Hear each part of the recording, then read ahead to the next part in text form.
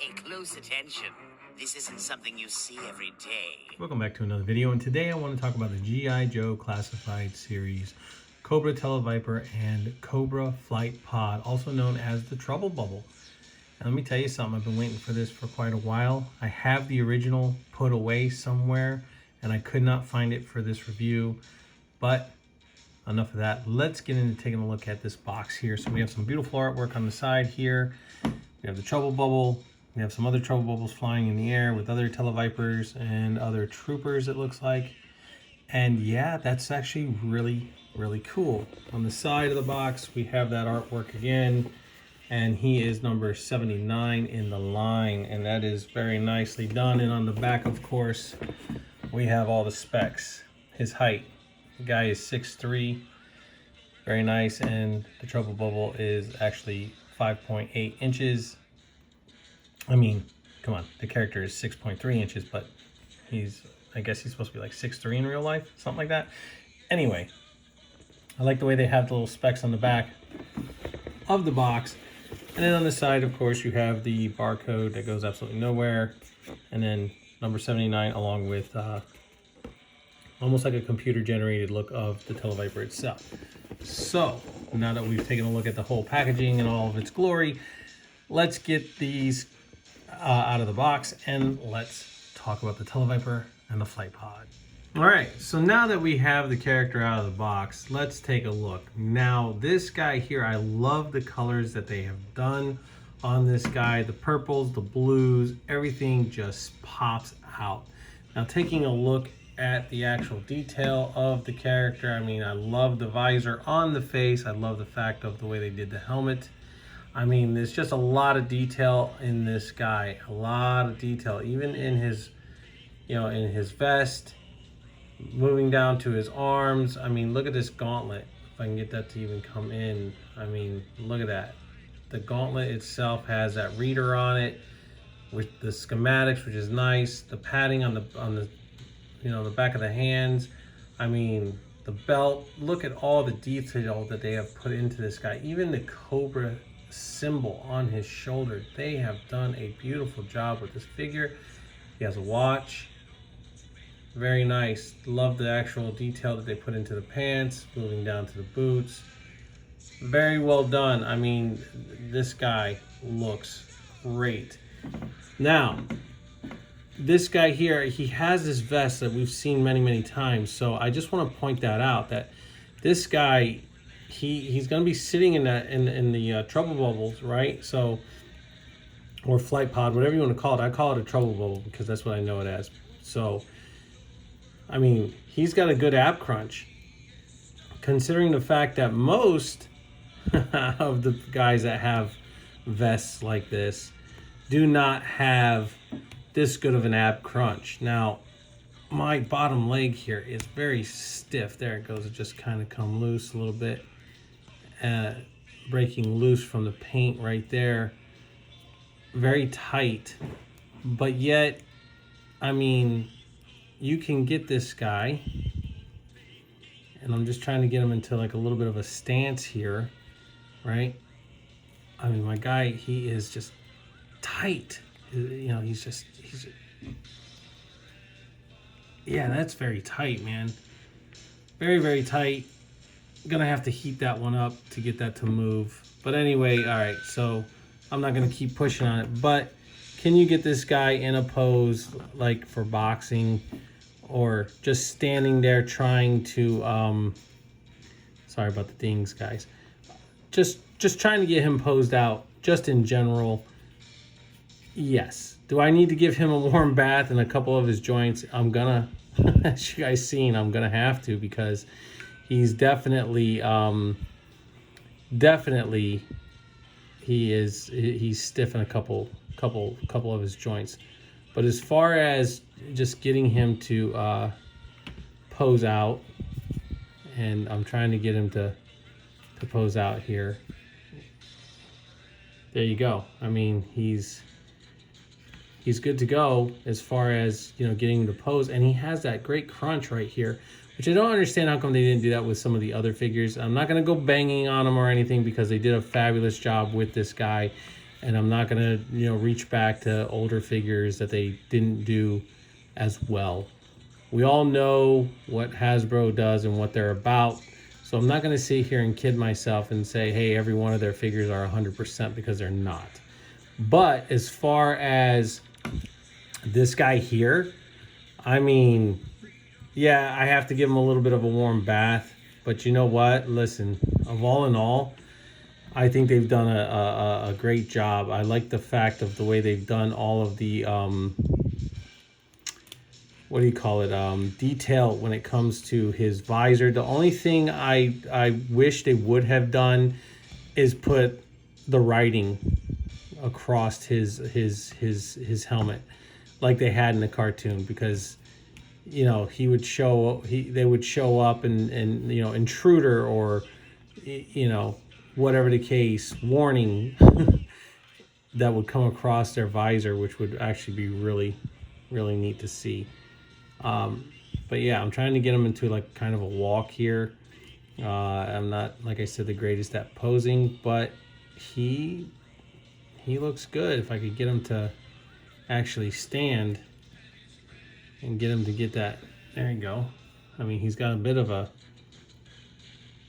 something going on here, where he means business, right? But overall, he looks good. Now, this guy comes with a plethora of stuff, and we will go over them. But before we do, how about we get this guy situated back into a standing position, and yeah, we actually start taking a look at the flight pod, or the trouble bubble. And I will say that they did give him a great butterfly joint here as far as in the shoulder, so I can't complain. They've outdone themselves when it comes to this guy, and he is definitely worth it. So I'm just gonna scoot him back. Let me just get him a little bit better situated, and let's get into taking a look at what this guy has when it comes with the trouble bubble. All right, guys, so here we have the trouble bubble, and it's down to its bare minimum. I didn't put everything on it yet because I wanted to show everything off. I like the way they did the Cobra display. Now, I do have an original one of these, and I don't know where I put it. I wanted to have it for this review, and I can't remember where I put it away. It is tucked away somewhere, and eventually I'll find it when I'm not looking for it.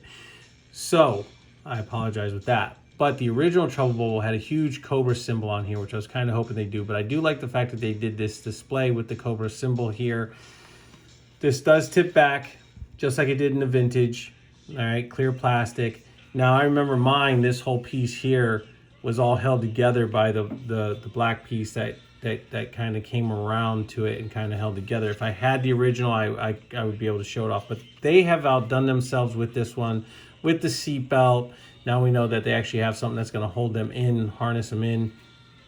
Unlike in the beginning of the actual movie where Snake Eyes flips it around and kicks the Cobra Trooper out and takes over the flight pod, you're not going to have that happening. You have to literally, cut him out. But look at all that detail in there, and hopefully you guys can see that. That is absolutely amazing. You have some switches here on the side. You have some gauges. Look like they're going up and down. This one here looks like a sonar. Very nicely done. On the other side, you have a couple more switches. Looks like he has a speaker right here, so you can listen to his tunes while he's flying. I mean, why not? Even Cobra troops need to listen to their tunage, man, while they're fighting. And then mine has a little bit of a little blemish, I should say, right here on the side. But hey, you know what? It doesn't matter. It's all good. Now you have your display right here, and I don't know if that's showing up on the camera. You can even see that, but it's actually like a flight display that's on there. What I don't understand is they have the handles here, but then they have brakes. Brakes that are going to cause him to brake almost kind of like a motorcycle. Very strange, but hey, all right, I can dig it. It is what it is. Maybe that's the fire controls. They squeeze them, and then it fires off a missile, or the gun that attaches down here. All right, so enough of my rambling. I mean, this is very reminiscent of the original you have some more stickers here on the side, some more writing, and then moving around the back, you have some more writing here. Yeah, very nice. Very, very nice. And you have some jets down here at the bottom. Very, very nice. And I like the fact that this tips forward and then goes back up for the operation of the actual flight pod. Very nice, nicely done indeed. Let's get right into showing off the gun. So this gun, this is the port. This actually ports in on the bottom here. And this is the bottom cannon that actually attaches to it. And that is one big, crazy looking cannon that goes onto this Trouble bubble. Nicely done. Now I can see why I can shoot down Sky Strikers and stuff like that. Very nice. Next, the Trouble bubble has these little flaps that attach to the side. Next, we have some missiles that these actually port onto the side. I like the way they did these fins on the side. Very nice, very good looking. And one thing I do want to point out, these little fins that actually hold the missiles, they go on a certain way. So one is for the right side, one is for the left side, just so you guys know. And they don't just go all willy-nilly on and put them wherever you got to go. They're actually made to go a certain way.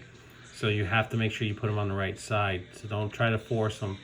But very nicely done with these missiles. It would have been cool if they had some writing on it, but they don't, and that's fine, and I'm okay with that. I mean, they do have some detail on there. They're just not painted in. They're just all black, as you can see. Next, we have the actual jets that hook onto the back of the flight pod or Trouble bubble. And they have put some nice stickers on there that say danger, hot exhaust, and then you have some more writing along with beautiful Cobra insignias on there. And then you have some Sky Strikers that have been painted on there to show how many that he has taken out. And that's pretty cool. These things have to be pretty agile to be taking down a Sky Striker that goes that fast, considering these are just little flight pods. But very, very cool. Last but not least, this is definitely an homage to the original. And you have the actual sea mine or explosive bomb that they can set off. Definitely really cool. I do know that this came with the original because I still have mine, of course. And what is really cool is that just like the original, this piece here does open up, come off, and shows the inner workings of the actual explosives on the inside. And yes, when you go to put this on, there's a little clip. So this has to go on just like this, like so, if I can do it on camera. And then you've got to kind of just push it down a little bit, boop, and pop it right back on. But as you can see, they have the writing on there, caution, number 9, very nicely done. I do like the fact that they included this. Now, just like the original, I have no idea where this attaches, just like on the original one. There was no room for it to attach anywhere, but it's still cool. I mean, they have these little tiny holes here. I guess you could make something up and tie it onto it. I have no clue. It looks like this would actually port in somewhere nice and easy, but I have not found it on the flight pod as of yet. And one more thing, before I forget, that I did not point out, that is the fact that on the bottom you have the rudders and you have the pitman arm that actually moves them at the same side. You know, it moves them when you angle them to the right or to the left. That is really cool. And the original one had this as well. So a lot of throwbacks here, very well done. I mean, I think Hasbro has knocked this one out of the park. I have to give it to them, guys, even though that they've had their issues in the past. This one here is definitely worth picking up. Now, with that being said, let's get into taking a look at the rest of the accessories that the Tele-Viper comes with. So we have the Tele-Viper's backpack, and this thing is actually really cool. Reminiscence of the original, that's for sure. I like the fact that they made the detail on his backpack all purple. Then you have like his antenna on there, and then the peg which plugs into the back, and then you have the peg where his sonic gun or whatever that's supposed to be, yeah, plugs into, and then the bottom port on the bottom. Really cool. Next we have the hose that goes to his sonic gun. And then we have the gun itself. And that's pretty crazy. I mean, it just has a huge boom. There's a port in there. I guess you could actually plug in an effect into that. But this is actually reminiscent from back in the day. And I mean, I guess if you're fighting Venom, this would be a good weapon to use. I mean, unless this is a fact that unless in fact you would use this weapon to shoot out like an EMP or something that would be so sonic boomish that it would literally destroy whatever it is you are shooting at it. But anyway, this would actually, is that the right one? Maybe it's this side here. This actually, okay, that plugs in there. And then this will plug in down here onto the backpack. Get it on there nice and easy. And then you can bring this up and I would say port it in through the trigger. Maybe you can go, nope, too big. Yeah, go right there through the actual stock of the gun instead of going through the trigger. And that actually holds it pretty well. It actually looks good on him like that, sitting there backwards. Kind of like a proton pack, sort of. In a roundabout way. Pretty cool looking stuff. All right, now let's get into the last bit of the accessories that this guy comes with. All right, so I want to start off by showing off the actual helmet, where he actually has this visor that comes down, and actually this actually covers his face, which is actually pretty cool, right? Protects his face while he's on the flight pod, but it has a little bit more detail on the back of the helmet.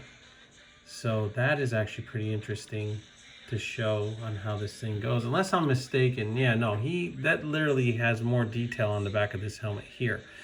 But you have this, and then this actually comes down or comes out or however, and that's how he's taking aim, but that's actually his flight helmet, and that's actually pretty cool. All right, so next we have the Caucasian head. And very nicely done. I mean, I like the way they did the visor, his gritting teeth type look on the character itself. Very well done. And the details, you can see this detail is definitely different on the back. It's not the same as the head that's over here, but very well done. Just it would have been cool if it had some of that writing going across saying like intruder or danger or warning. Yeah, you know, like whatever it said in the cartoon, that would have been pretty cool. And next we have his African-American head on here that I'm showing off. And this is the one I had on him originally. And it looks great as well. It's about time that we got a little bit different of ethnicity in this line when it comes to Cobra. Because with the Joes, we have plenty. And like I said in the Valkyrie review, we need more on Cobra's side, and we're getting some, just need some more. That's all I'm saying. But as you can see on this one here, his helmet looks a little bit more like it has more of like kind of like a white haze onto the actual blue. And on the back, as you can see, the detail is not all there, but I do like the fact that he has that gritting teeth looking face going in the opposite direction. It's actually a little bit different than the Caucasian head in the back right there, but still would have been nice to get the words going across the helmet. I mean, you know, not that they would have to be permanent or whatever, but like maybe some decals, like if you wanted to put it there, you could put it there yourself or leave it the way that it is. I'm just saying, because reminiscence to the cartoon, these guys always had something coming across their visors no matter what, every time you've seen them. All right, so now I have him sitting in the actual Trouble bubble itself. And yeah, he sits in there pretty well, pretty good. Fits in there. You can probably fit any figure you want in here to actually have them fly in this thing. And that's cool. All right, so now that I showed that off, let's get into taking a look at some comparisons and let's end this review. All right, guys, so now it's time to compare the Cobra Tele-Viper to some other figures that I have out. So starting off, we have one of the Cobra Valkyries, Here's how he compares to the other Cobra Valkyrie. And here's how he compares to good old Wade Wilson, also known as Deadpool. All right, so that's how he compares to a couple other figures in the line, and also with one of the Hasbro's Marvel Legends Deadpools, and the movie one. So which, look, he fits in with them. He's great looking. The flight pod, the trouble bubble, whatever you want to call this, it is awesome. It's great to have. If you guys get a chance, pick it up. You'll be happy that you did. I'm gonna tell you, when Hasbro does crap, I will tell you it's crap. If it's good, I'm going to tell you it's good. And that is exactly what you have here. You have something that is really, really good.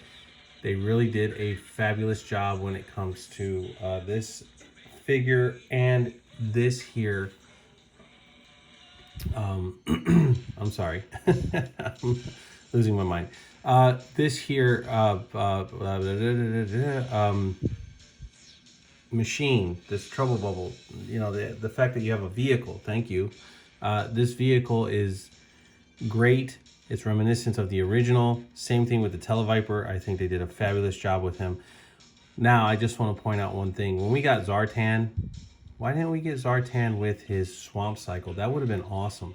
If you could have done the Trouble Bubble, you could have done Zartan with his Swamp Cycle. They're pretty much the same, almost the same size if you really think about it. I mean, that would have been cool if they did that, and if they would have made it to where he changed color with the sunlight the way he was supposed to.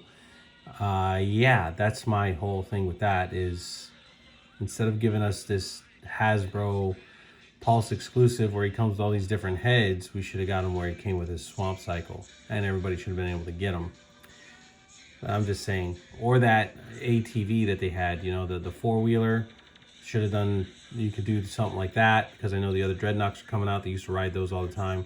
I don't know. We'll see. But yeah, I mean, you got 2 Dreadnoks coming out. Torch hasn't even shown up yet, and maybe he's the one coming with a vehicle. I don't know.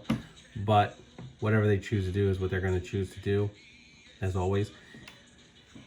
Guys, I'm telling you, and I can't say it enough, Hasbro has done a fabulous job.